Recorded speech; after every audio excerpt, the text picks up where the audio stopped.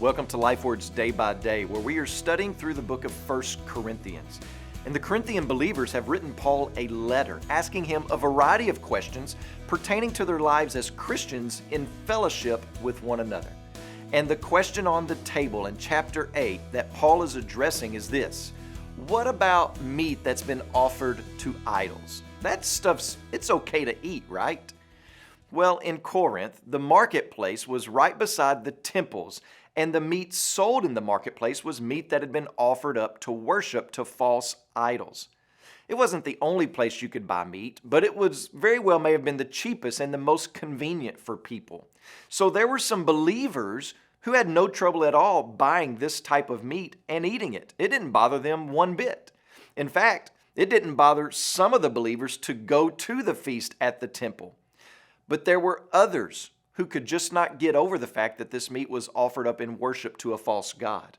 They felt that if they were participating in eating that meat, then they were participating in idol worship, that they were returning to the religion that they had come out of. So what should they do? How should they handle this issue within the church? Well, this seems like it should be a pretty simple answer, doesn't it? It's either yes, you can eat the meat that's been offered to idols, or no, you should never do that. But the reality is that the answer Paul gives takes him 3 chapters to unpack. So the answer is not as cut and dry as we would like to make it out to be. But as we walk through this text today and in the weeks to come, you'll notice this, that the answer is rooted in the gospel. The answers are always rooted in the gospel. Let me show you exactly what I mean. Consider verse 11 of chapter 8. Paul writes, "By your knowledge this weak person is destroyed, the brother for whom Christ died." And then you think about chapter 9, verse 12, where it says, "We have not made use of this right, but we endure anything rather than put an obstacle in the way of the gospel of Christ." And then in chapter 10, verses 20 through 21, "I do not want you to be participants with demons. You cannot drink the cup of the Lord and the cup of demons. You cannot take of the table of the Lord and the table of demons."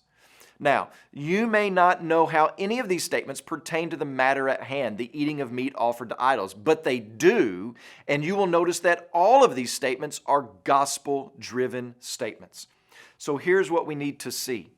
Our matters of everyday life are not just mundane matters that have no real meaning or consequence. They are gospel matters that should be filtered through a gospel lens. Some of them are simple, and some of them are pretty complex. The problem that we often run into is wanting an immediate cut and dry answer. Defund the police, put the protesters down, without asking the question, what is this answer rooted in? What's the basis of this answer? Where did we get this answer?